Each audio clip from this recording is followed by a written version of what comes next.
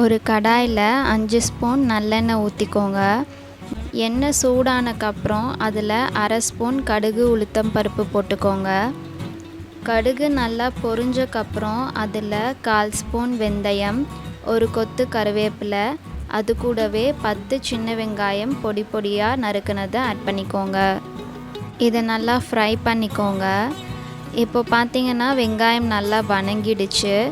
இதில் 4 பல்லு பூண்டு கட் பண்ணதை ஆட் பண்ணிக்கலாம். இதையும் நல்லா கிளறி விட்டுக்கோங்க.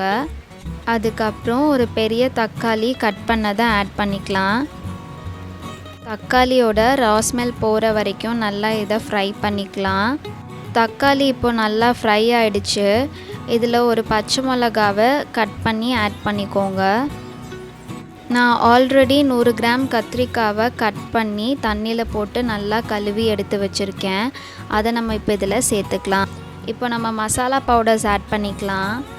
2 ஸ்பூன் மல்லித்தூள், 1 ஸ்பூன் மிளகாய்த்தூள், அரை ஸ்பூன் சீரகத்தூள், 1/4 ஸ்பூன் மிளகுத்தூள், அரை ஸ்பூன் மஞ்சத்தூள், அரை ஸ்பூன் குழம்புத்தூள். இதை நல்லா மிக்ஸ் பண்ணிக்கோங்க. மசாலா பவுடர்ஸ் எல்லாம் வெங்காயம், தக்காளி, கத்திரிக்காயில் நல்லா கோட் ஆகணும். ஆல்ரெடி நான் லெமன் சைஸில் புளி எடுத்து தண்ணி ஊற்றி அதை நல்லா கரைச்சிட்டு ஃபில்டர் பண்ணி புளி தண்ணி மட்டும் எடுத்து வச்சுருக்கேன். அதை நம்ம இப்போ இதில் ஊற்றிக்கலாம். அதை நல்லா கலந்து விட்டுக்கோங்க.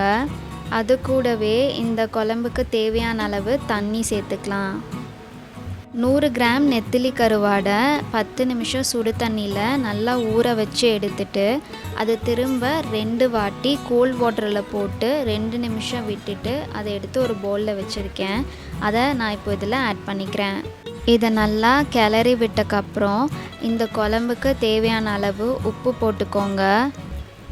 கருவாடு அண்ட் மசாலா எல்லாம் ஒன்று சேர்ந்து சீக்கிரமாக குக் ஆகிறதுக்காக நம்ம ஒரு மூடி போட்டு மூடி வச்சிடலாம். கொஞ்ச நேரம் கழித்து லிட்டை ஓப்பன் பண்ணிக்கலாம். இப்போ குழம்பு நல்லா கொதிச்சிட்ருக்கு. இதை கிளறி விட்டுக்கோங்க. இப்போது கருவேப்பிலை தூவி இறக்கணுன்னா நம்மளோட சுவையான நெத்திலி கருவாட்டு குழம்பு சர்வ் பண்ணுறதுக்கு ரெடி.